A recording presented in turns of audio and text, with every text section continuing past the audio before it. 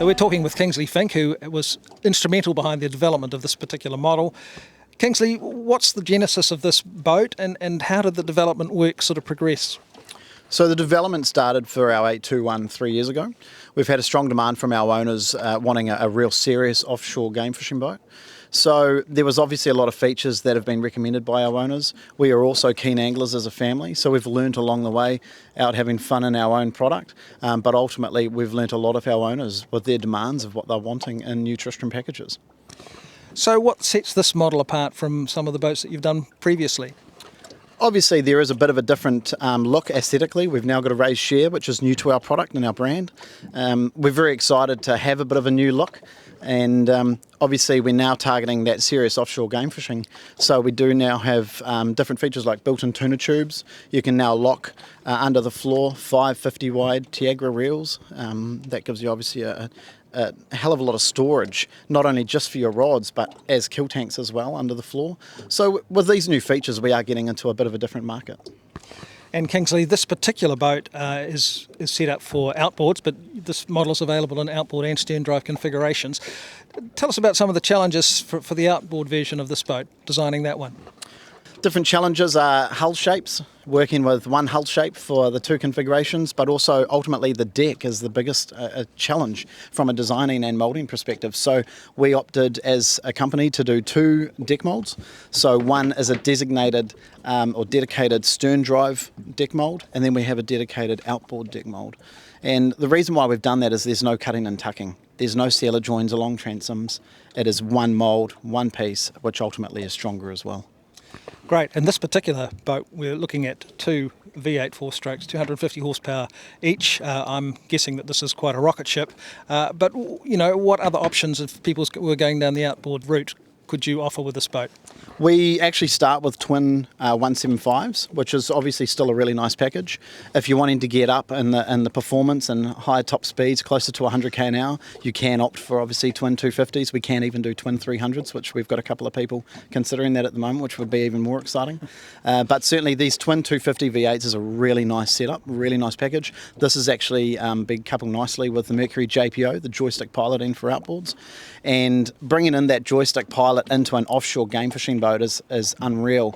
Obviously it's not used for trolling, but certainly if you're targeting kingfish on pins or puka, it does have a spot lock on it. So that is using a button here called Skyhook. Push the button and it holds you on a position. It's an unbelievable feature that you can have with twin outboard.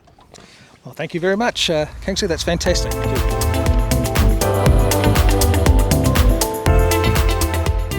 We're on Tristram Marine's much anticipated brand new 821, and this is a model that they've been sitting on for a couple of years now, and this is the first time that we've had the opportunity to get on board. So something you notice straight away with this vessel is just how much cockpit space we've got. And this has got a bit more beam than you'd normally expect from a Tristram. They've taken it out to 2.78, which is quite a departure. Normally the boats that Tristram has been building are about 2.5 metres wide. They fit on a trailer that way. This gives us all this extra space in here, and it's also allowed us to fit in so many of these special features that we're seeing, and I'll go through them one by one. One of the nice things about this particular model is that the floor has been raised slightly, and that's allowed us all the space underneath which Tristram has used for rod storage. It's an absolutely fantastic space, about 8 feet long. That's 2.5 metres long. Really useful. You can get a whole bunch of rods down there out of the way. Even better still, you can actually wash them down in there because this area all drains, so you can put a freshwater wash through there, clean your gear down. A feature I particularly like about the way that they have designed this boat, they've taken special care to make sure that the cockpit drains well and doesn't allow water to get down into the engine compartment. So we've got really deep gutters around the engine box, also around the top of the engine box. All of them, including these lockers under the floor, they drain into a sump. Now the sump is in front of the engine compartment, so totally separate. It prevents any water getting in there into the machinery space. So it's a really good idea. A really nice big live bait tank, glass on the front. Quite a clever feature. They've actually got the Tristram emblem. It's actually on the inside of the glass, not on the outside, so it's not going to get any dirt in there. Removable bait board. When you need it, it's there. And that's access to the live bait tank is through the top there. Nice use of teak trim, again another Tristram signature is teak trim, and they've got this nicely around the boat. We've got it on the coamings as well. Stainless steel rod holders across the back. And aft here on the platform we've got, in this case, 2 tuna tubes, but you can have as many as 4. And that space can also double as a seat when you're fishing off the platform. Again, we've got a staple off the back there with a bait board, cup holders. There's talon holders all over this boat, in fact. So, you know, really quite well featured, this cockpit. Great fishing cockpit, and this is an offshore capable boat. That's what it's been designed for. So quite a lot of thought's gone into the seating arrangement here. We've got these reversible backrests, and we've got reversible backrests on both sets of seats. So this area can be configured in so many different ways. So you can sit with people facing each other, you can sit with everybody facing forward, or you can sit with everybody facing aft, watching the lures perhaps. So a really clever use of that space. Now underneath this this rear seat base, we've got not only a chili bin there with or an ice bin. We've also got a pull-out cooker. Again, it's a nice idea, and they've been quite clever about making space for a bench as well underneath the seat base. Right, another nice touch. This is a fishing boat after all. We've got tackle drawers either side. So on the starboard side, the usual Tristram arrangement. We've got a nice big space under here, plenty of storage space under there. In fact, this boat is absolutely loaded with storage. We've got storage lockers all over the place, under the floor, plenty of room to put things, bits and pieces, bits and bobs. Nice simple system, hooks up under the pelmet, simple as can be, reliable, nothing to rust. Nice little isotherm fridge underneath the seat base. Okay, so this is all new too. Everything here is in-house, so Tristram does the whole lot. This is brand new moulding, obviously, for this boat. The seat, again, is a design that they've developed just for this model. It doesn't swivel, but what it does have is these fold-up armrests, which means that you can swivel your body on the seat quite happily. Very comfortable. It's on a slider fore and aft. And you know, the helm position is excellent as well. There's really good vision right round through the side windows and also forward. A couple of windscreen wipers there, obviously, to keep things clear. And we've got these opening hatches above, so with the sliding side windows and open to the back, there's plenty of ventilation. Lots of storage. We've got lockers under the floor. I'm standing on one. There's another one here. This also gives us access to our hot water cylinder. There is, of course, a cockpit shower, and the hose is long enough to use it on the aft platform as well. So this is a really spacious cabin in here, and one of the beauties of having this shear line on this particular model is that we've got a bit more room in here. We've also got a flatter foredeck, and that's quite useful when you're on the outside, and this one is covered in non-slip. You can use that, or you can lay a towel on there and someone could enjoy the sunshine. But in here there's lots of headroom.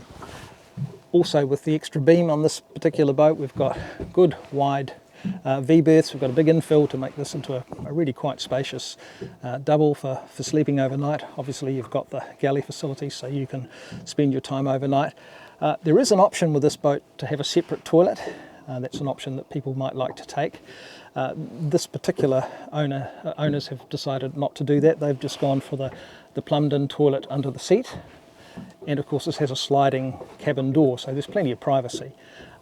For most people, I think this sort of toilet arrangement will be absolutely fine, and that seems to be the way that people are ordering the boat at the moment anyway. So I have to talk about the helm station here. There's plenty to talk about. It's in the usual Tristram fashion. It's quite nicely designed, nicely put together. There's plenty of space on it. We've got a really big eyebrow. They've actually extended it further forward, and we've got the black vinyl on here that stops any kind of reflection. But the thing that really strikes you straight away is this wonderful one-piece glass panel.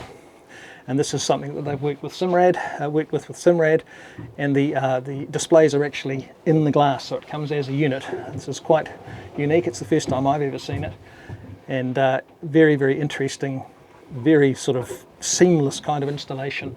Looks great whether it's turned on or turned off. In addition, although this is all of the engine gauges can of course be displayed through the MFD, they've gone for the Mercury digital display rather than having analog gauges on the dashboard. We've got a Simrad autopilot. In fact, this is a fully featured. There's also a radar unit on this particular boat. You know, it's got pretty much everything that you could possibly ask for in terms of features. 2 windscreen wipers, fairly standard electrotab tabs, although you don't seem to need them a whole lot when you're riding along. She rides along very, very nicely without a lot of attention needing to be paid to the trim tab setting. This is a 270 horsepower turbo diesel, single turbo engine from Mercruiser, and it's running through a Bravo 3 leg. Gets along very nicely indeed, very smooth, cruising happily at 24 knots, 22 knots, perfect. And really, you know, a fairly decent sort of fuel burn as well at 33 litres an hour at that speed.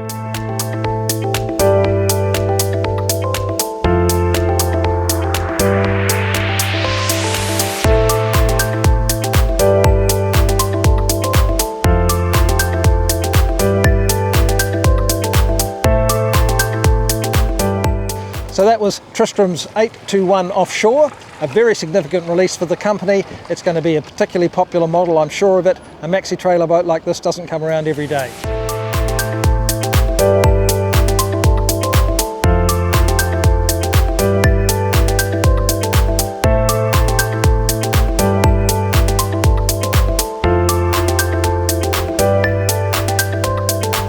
John Eichelsheim from Boating New Zealand. Thanks for watching. If you'd like to see more of these videos, please subscribe to our channel.